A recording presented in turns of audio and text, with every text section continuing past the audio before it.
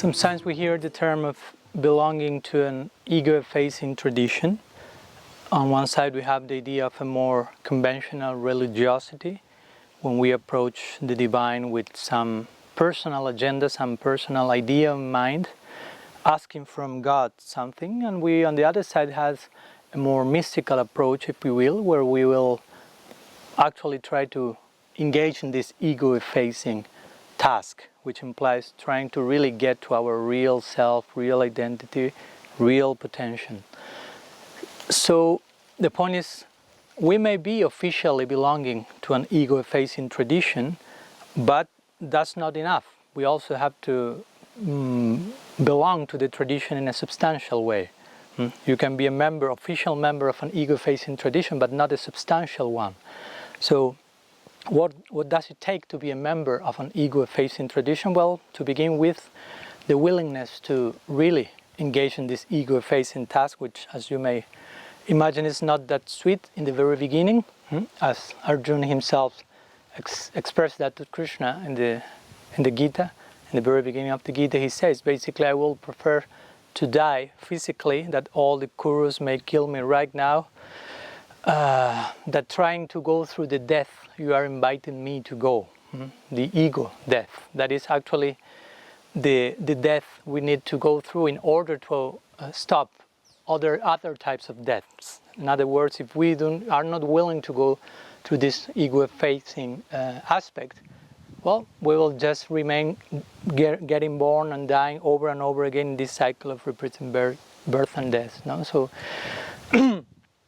of course, to be willing to transcend our ego, as we spoke already, we have our metaphysical ego, we have our psychological ego. We need to have this psychological ego in place, in balance, in sattva, if you will. But on that ground, we should be willing to change, we should be willing to be transformed, to be reformed by the loving hand of the Lord and His agents. So some willingness to hear about what we have to change should be there, present. This is a very necessary exercise in the context of sadhu sangha, where we approach any relationship in life. We should be willing to be transformed by the other side of the relationship. Actually, that's what love is about. I mean, if you want to love someone, you have to understand that the association of that other, significant other, will create some impact in my own life and will make me someone different of what I am, because I am a product of my environment. So if I am surrounded by a particular type of person and love, that will change myself. I will become something else, hopefully something more. And sometimes we are not willing to change in that level. We are not willing to let other people enter, participate in our life. But again, to belong in a substantial way to an ego-effacing tradition implies to accept willingly, with our own individuality, voluntarily accept the entrance of so many other well-wishers into our heart and trust in them and let them do whatever they need.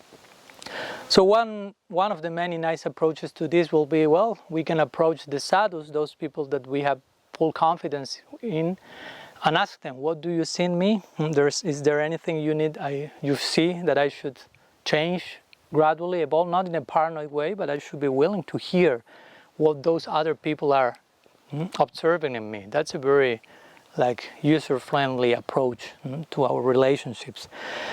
Also, sometimes we may use the guru figure as an excuse, unfortunately, and we may say, okay, Guru Dev is coming, so I will be always, in general, sometimes we may present in front of the guru in a very ideal way, very surrounded, very humble, very etc. But behind Guru's back, sometimes we may behave in a different way with the other people, with the other devotees. And Sri Guru, in one sense, is seeing our potential in a very generous way, just seeing the nice thing and trying to nurture that. But also, he may not be fully aware of some other relative issues that we are not being open to share with him.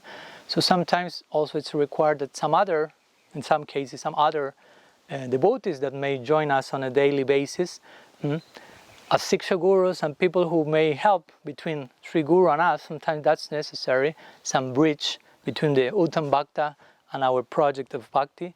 Some other devotees whom they may know us in a more relative sense, and we may be open and willing so they can guide us, correct us in those details that sometimes Sri Guru has no time in his dynamic, in his insight to delve in detail with. No? So basically, that's the idea of belonging to an ego-facing tradition in a very brief way, trying to be willing to recognize what has to be changed and open our hearts for letting others enter there to purify our heart and to eventually nurture with the highest type of love and affection. See you next fortnight.